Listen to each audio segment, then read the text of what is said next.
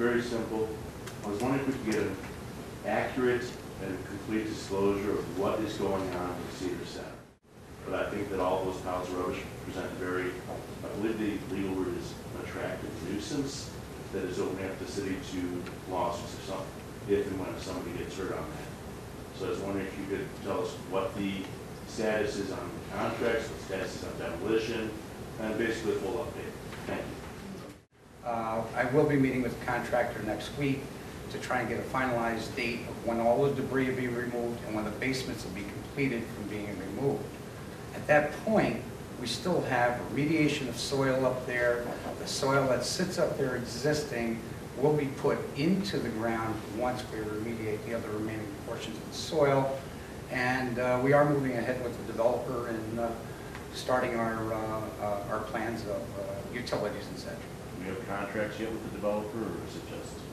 That's a question, the law director's not here, but I can tell you that the contract had been extended and it was in revision for a final draft. So it's a demo site. As far as fencing goes, there's one section of fencing on Fenwick that is a temporary fence there because machinery has to get in there to remove the concrete. There's a different elevation. If you take a look at it, the elevation is approximately 3 foot higher from the street on Fenwick.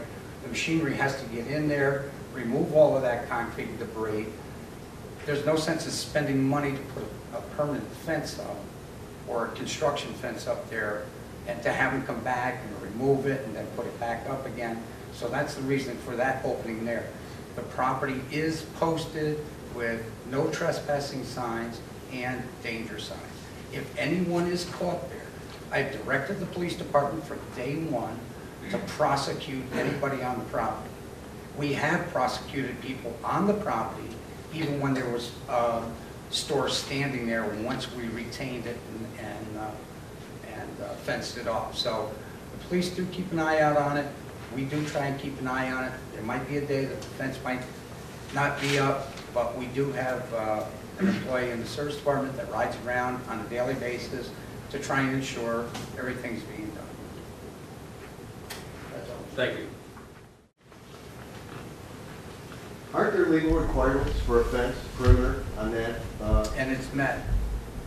You can, at Fenwick and Cedar, you can step right over that. There's a no trespassing sign. Okay. And there's a danger sign. Okay. There has to be at times a situation during construction that you're going to have. Okay. Well, you have a permanent, or not permanent, a construction Mr. fence. The director did answer the question, Yeah. and Let's move on. discussion. All right, but I'm just saying, if you have some kids that just step over into that and they go down into a hole. There's no hole there in that area. Well, out further in the site. I don't think that you're... Joe, come on, move on. Let's. All right. That's dangerous. Can you tell me, is the cost for landfill, is that by ton or cubic yard? Do you know? Mr. President, I can explain to you that the landfill material that is up there was taken from another project, the Langerdale project, so that we would not have to pay for any fill, and that we reutilize that material that came from the Langerdale project so that we can economically keep the costs down, and secondly, reutilize good soils and a good environmental aspect. I'm referring to the demolition of construction materials that are being removed. That demolition of construction material is being overseen by Burgess and Nykel, who is overseeing it in all aspects of EPA requirements, with all filings being done. Do you know if you're paying by the ton or the cubic yard? We are not paying by the ton nor the cubic yard. For landfill waste? No, sir. It's a flat contract fee. Okay, is that part of the $1.8 million from the loan from Cuyahoga County? That's that correct. Demolition? Is that being tallied as we go? Joe, please address your questions to me. Yeah, Mr. President, of course it's being tallied. Mr. President, not just asking, should have staff, this is Just inappropriate. address your questions to me. We will attempt to Okay. answer them as I'm sorry. I thought he answered them before, so I was asking. I thought Well, he gave- okay. And there's a few things that upset me, but I started getting upset at this council in 2005 when the tax law passed in the August election. And the first thing that upset me, soon after the tax increase, was increase in salaries at City Hall. And this was not what we signed up for when we passed the tax increase. And then the next event that happened is the Greenfield 9 housing that we bought. And I thought that was a wrong method to handle a nuisance property.